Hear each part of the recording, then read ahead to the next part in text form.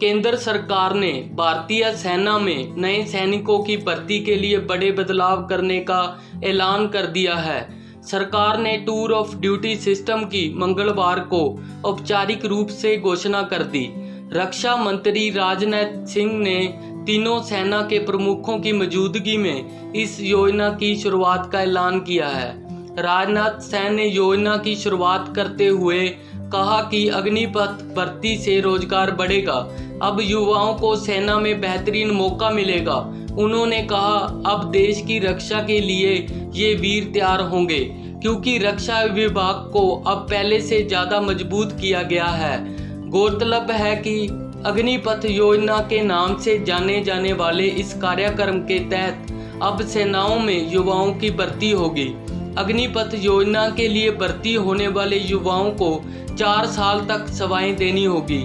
इसके बाद इस कार्यक्रम के तहत भर्ती हुए लोगों में से 25% की स्थायी नियुक्ति कर दी जाएगी। वहीं बाकी के बचे 75% युवाओं को एक भारी भरकम रकम के साथ सेवा मुक्त कर दिया जाएगा। हालांकि सरकार इन्हें निजी सेक्टर में जॉब ढूंढने के लिए पूरा सहयोग प्रदान करेगी। केंद्र की अग्निपथ योजना के तहत इस साल 46,000 युवाओं को सशस्त्र बलों में शामिल किया जाना है।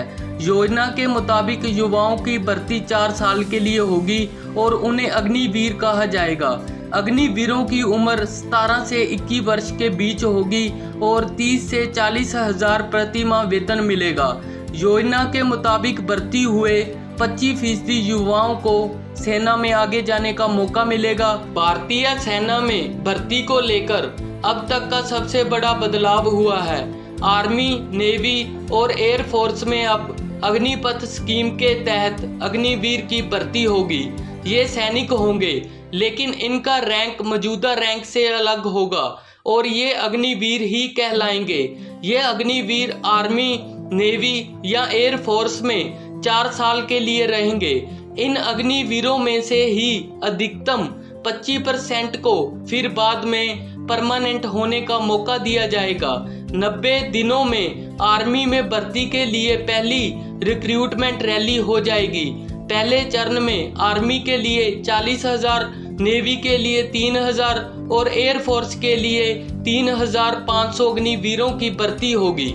सेनाओं की भर्ती के लिए महत्वाकांक्षी योजना अग्निपथ को लेकर खुद सेना और सरकार की तरफ से हुई प्रेस कॉन्फ्रेंस में जानकारी दी गई। इस दौरान नौसेना प्रमुख एडमिरल आर हरि कुमार ने साफ तौर से कहा है कि अग्निपथ योजना में महिलाएं भी शामिल है। अभी तक नौसेना में महिलाएं सिर्फ अधिकारी रैंक के लिए ही योग्य हैं, लेकिन अग्निवीर योजना सेलर यानी नौसैनिक रैंक के लिए है। इसलिए महिलाएं नौसैनिक के पद के लिए भी योग्य हो जाएंगी। उन्हें भी बाकी अग्निवीर की तरह 6 महीने की ट्रेनिंग और 3.5 साल की सेवाएं देनी होगी। उसके बाद 25% महिलाएं ही आगे अपनी सेवाएं जारी रख सकेगी और बाकी 75% को रिटायरमेंट दे दिया जाएगा। बिहार के जहानाबाद और छपरा समेत कई इलाकों में जोरदार प्रदर्शन हो रहे हैं। इन प्रदर्शनकारी छात्रों का कहना है, सेना में जाने के लिए हम जी तोड़ मेहनत करते हैं। ट्रेनिंग और छुट्टियों को मिला दें तो कोई सर्विस सिर्फ 4 साल की कैसे हो सकती है?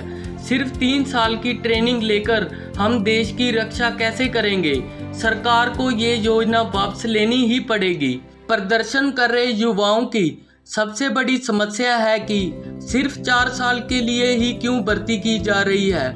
सेना में शॉर्ट सर्विस कमीशन के तहत भी कम से कम 10 से 12 साल की सर्विस होती है और आंतरिक भर्तियों में उन सैनिकों को मौका भी मिल जाता है। अग्निपथ योजना में युवाओं की सबसे बड़ी समस्या यही है कि 4 साल के बाद 75% युवाओं को पार का रास्ता देखना ही पड़ेगा।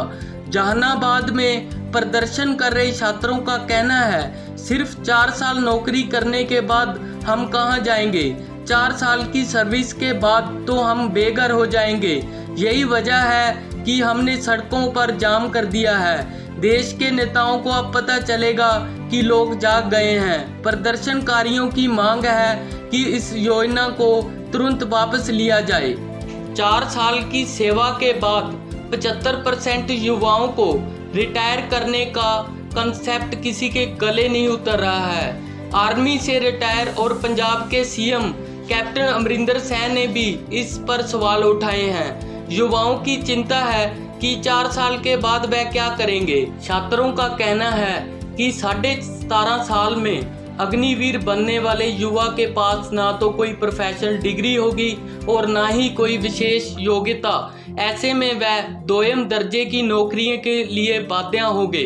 सरकार का तर्क है कि अर्धसैनिक बलों के अलावा राज्यों की नौकरियों में भी अग्निवीरों को प्राथमिकता दी जाएगी। केंद्रीय गृह मंत्रालय के साथ साथ कई राज्यों ने इसके बारे में ऐलान भी कर दिया है, लेकिन अभ्यर्थियों का कहना है कि ये ऐसा होगा कि 4 साल की नौकरी के बाद हम फिर से नौकरी की लाइन में लगे होंगे।